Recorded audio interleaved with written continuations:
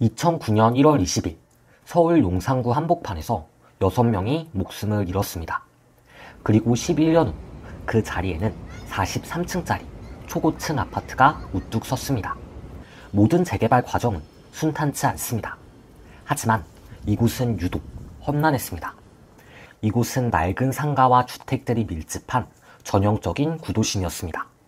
하지만 용산국제업무지구 개발이라는 거대한 계획이 발표되면서 모든 게 바뀌기 시작했죠. 문제는 재개발 과정이었습니다. 세입자들과 건물주들 사이의 갈등, 그리고 강제 철거. 결국 2009년 1월 20일 망루에 올라간 철거민들과 진압작전 중 화재가 발생했고 경찰관 1명과 철거민 5명이 숨졌습니다. 비극은 모든 것을 멈춰 세웠습니다. 다시 재개발의 시기가 째깍거린 것은 용산 참사 소송이 대법원에서 마무리되면서부터였습니다. 효성중공업이 사업을 낙찰받았고 2017년 주택청약이 시작되었습니다. 결과는 미분양 없는 100% 완판, 평당 약 3,630만원, 114제곱미터는 16억 6천에서 19억 4천만원의 분양가가 책정되었습니다.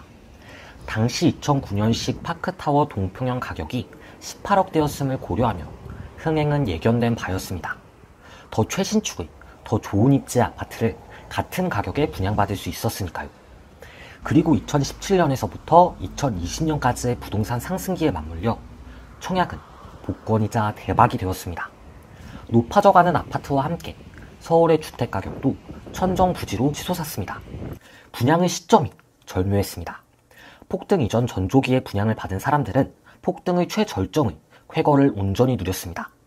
입주 이후 꾸준히 30억 이상의 가격을 유지하던 센트럴파크는 23년 20억대 후반으로 주춤한 뒤 25년 들어서는 30억 후반대에서 꾸준히 거래되고 있습니다. 가장 최근에는 103동 35층이 38억에 등기를 마쳤고 아직 등기 이전이지만 40억대의 거래도 보고됩니다. 누군가에게는 애석하게도 지금은 아파트 이름에 해링턴이 빠져 있습니다. 효성중공업과의 갈등으로 브랜드의 이름을 단지명에서 빼버리는 초강수를 조합이 둔 것입니다. 어떤 지역에서는 1군 건설사 브랜드의 이름이 하나의 보증이 되는 반면에 이곳처럼 입지 가치가 탁월한 곳은 지역과 점유하고 있는 땅 그 자체가 크레딧이 됩니다. 즉, 용산의 자신감입니다. 한강대로는 서울의 대표적인 오피스대로입니다. 사옥 자체가 하나의 예술품으로 취급되는 아모레 퍼시픽부터 LG U+, LS 용산타워 등이 위치합니다. 아무튼 용산역에서 내려 한강대로를 걷다 보면 유명한 회사들의 이름이 상시 눈에 밟힙니다. 그런 한강대로에서 주거시설로 튀는 건물 중 하나가 센트럴파크입니다.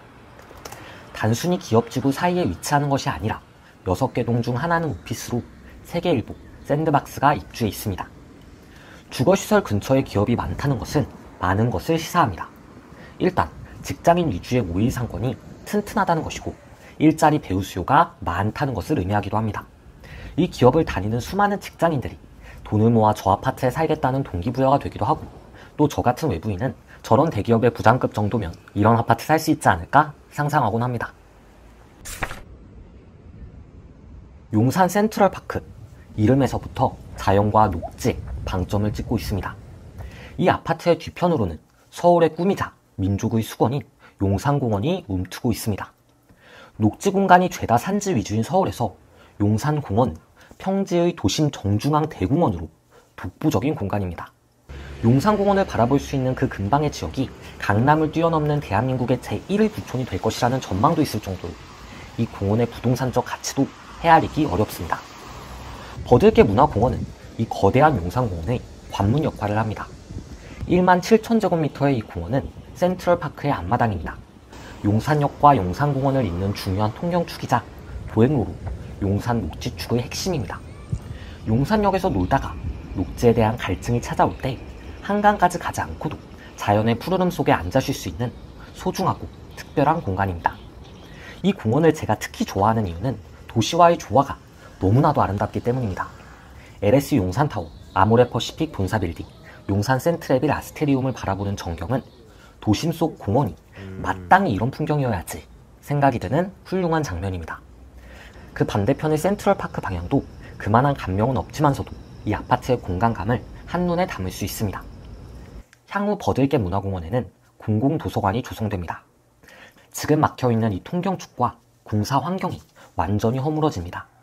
그리하여 용산국제도시와 용산역, 용산공원으로 이어지는 발전과 성장의 축이 빛나기를 바랍니다. 마지막으로는 이 아파트 자체에 관한 이야기를 좀 해보겠습니다. 이 아파트는 주상복합 아파트의 높은 용적률과 건폐율을 가지고 있습니다. 따라서 1000세대가 넘는 대단지 아파트이지만 통상 대단지 아파트에서 볼 수 있는 넓은 조경과 공원은 부재합니다. 대신 1층에서부터 2층까지 상업시설이 있어서 주거와 상권이 일치된 모습입니다.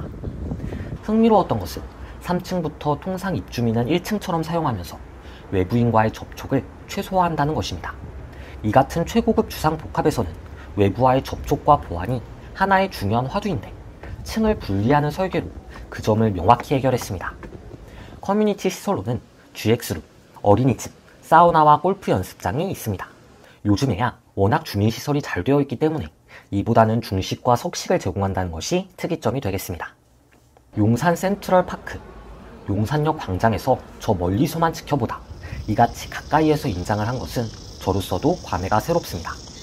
이처럼 익숙한 공간에서 낯선 공간을 짚어보는 재미가 있으니까요. 센트럴파크는 하나의 브랜드입니다. 자연환경만을 품고 있는 것이 아니라 도심 속 자연을 상징하는 높은 부동산 가치를 상징하는 대명사입니다. 뉴욕의 센트럴파크가 그 원형이고요.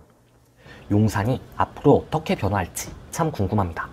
용산국제업무지구, 용산공원 그 모든 호재가 판가름 났을 때 이 아파트의 적정 가치가 새롭게 매겨질 듯 합니다. 용산 참사라는 그 아픔도 잊어서는 안 되겠습니다. 부족한 사견을 덧붙이자면 버들게 문화공원에 혹은 지하 공공도서관에 참사를 기억하는 위령비가 세워졌으면 합니다. 그 역사를 기억하기 위해 위령비는 그 참사의 현장과 당당히 마주해야 합니다. 주상복합 아파트의 빛나는 화려함 이면에 아픔과 비극의 흉터를 덮지 말고 들추어 직면하는 것이 더 성숙한 시민사회의 모습이 아닐까 하는 작은 생각도 덧붙입니다. 영상 시청해주셔서 감사합니다.